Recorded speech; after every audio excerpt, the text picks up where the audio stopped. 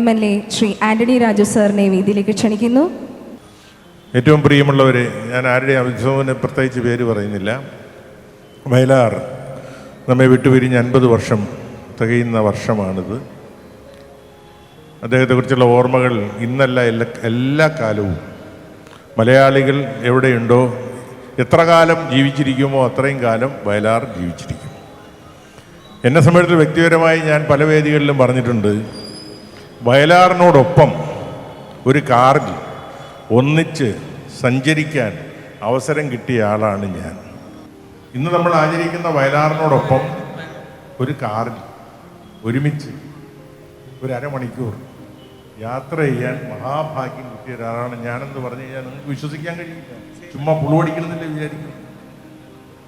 1970 ഞാൻ എറണാകുളത്ത് രാജഗിരി സ്കൂളിൽ പഠിക്കുമ്പോൾ വയലാറിൻ്റെ മകൻ ശരത്ത് അവിടെ ഞങ്ങളുടെ സ്കൂളിൽ ബോർഡിങ്ങിൽ പഠിക്കുക.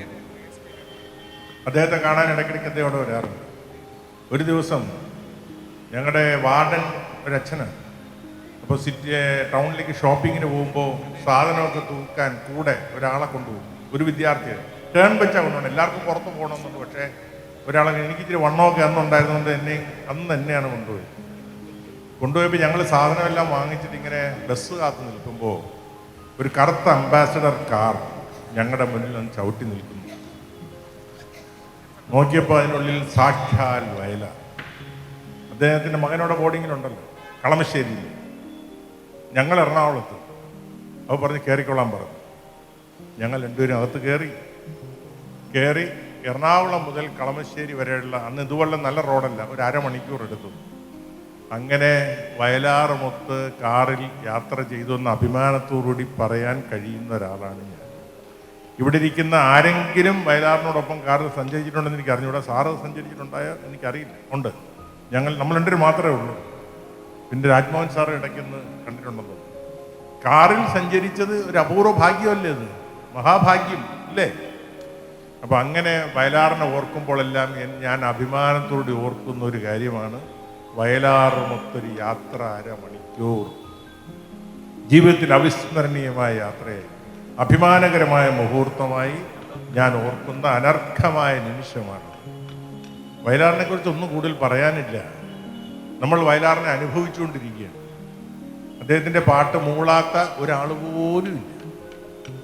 ഇന്നത്തെ പാട്ട് പോലെ ചവറ് പാട്ടുകളൊന്നുമല്ല അദ്ദേഹം എഴുതിക്കൊണ്ടിരുന്നത്. അർത്ഥവത്തായ പാട്ടുകൾ, മനുഷ്യനെ പ്രചോദിപ്പിക്കുന്ന പാട്ടുകൾ.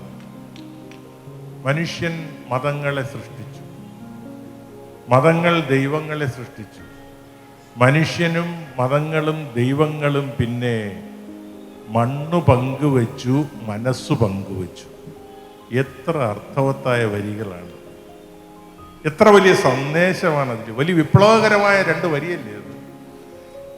ഒരു 2 ദിവസം ഒന്ന് പ്രസംഗിച്ചാൽ ഈ 2 വരിയുടെ ഉണ്ടാക്കാൻ കഴിയുന്ന ചലനം ആർക്കും ഉണ്ടാക്കാൻ കഴിയില്ല.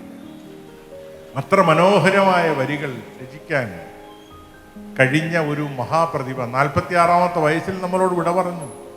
ഇന്ന് ജീവിച്ചിരുന്നെങ്കിൽ 96 വയസ്സ്.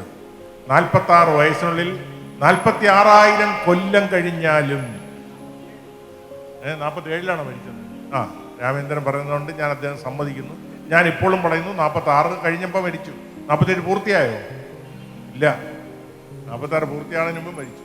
Between 46 and 47. ഞാൻ പറഞ്ഞതും ശരി, രാമേന്ദ്രൻ പറഞ്ഞതും ശരി. ഏതായാലും 46 47 വയസ്സ് വരെ മാത്രം ജീവിച്ചിരുന്നു. ഇവിടെ ഇരിക്കുന്ന പലരും അതിനേക്കാളും ഒരുപാട് കാലം ജീവിച്ചു. വല്ല പ്രയോജനവും ഉണ്ടോ? നമ്മളൊക്കെ അതിനേക്കാൾ എത്രയോ കാലം ജീവിച്ചു. എത്ര കാലം ജീവിച്ചിരിക്കുന്നു എന്നുള്ളതല്ല, ജീവിച്ചിരിക്കുന്ന കാലത്തിൽ നമ്മൾ എന്ത് ചെയ്യുന്നു എന്നുള്ളതാണ് നമ്മെ നമ്മളാക്കി മാറ്റുന്നത്. അത് വയലാറിൻ്റെ വരികൾ. ഇന്നെഴുതിയ ഒരുപാട് പാട്ടുകളുണ്ട്, ആരും ഓർക്കുന്നില്ല. അപ്പം പാടി അങ്ങ് വിടും, തുള്ളി വിടും. പക്ഷെ വയലാറിൻ്റെ പാട്ടുകൾ ഇന്നും നമ്മൾ മനസ്സിൽ കൊണ്ട് നടക്കും. നമ്മൾ ഒരുപാട് ചലനങ്ങൾ ഉണ്ടാക്കിയിട്ടുണ്ട്. ഞാൻ ദീർഘിപ്പിക്കുന്നില്ല, ഇവിടെ പ്രസംഗമല്ലല്ലോ, അതാണല്ലോ ഉദ്ദേശിച്ചത്. അതുകൊണ്ടാണല്ലോ ഞങ്ങൾക്ക് കസേര തരാത്തത്. ഞങ്ങളെ നിർത്തിയിരിക്കുന്നത് പ്രത്യേകം സ്റ്റാൻഡിങ് കൗൺസിൽസ് പ്രത്യേകം പറഞ്ഞിട്ട് പൊക്കോളണം.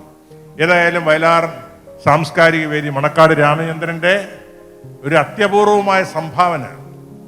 അദ്ദേഹം ഇതിനുവേണ്ടി ജീവിതം ഒഴിഞ്ഞു വെച്ചിരിക്കുകയാണ്. എന്നും പരിപാടിയാണ്, 306 ദിവസവും പരിപാടിയാണ്. വയലാറിനെ ഇത്രയേറെ സ്മരിക്കുന്ന മറ്റൊരു വേദിയില്ല. വയലാർ സാംസ്കാരിക വേദി പോലെ വയലാറിൻ്റെ ഓർമ്മകളെ ത്രസിപ്പിക്കുന്ന മറ്റൊരു വേദിയില്ല വയലാർ സാംസ്കാരിക വേദി പോലെ.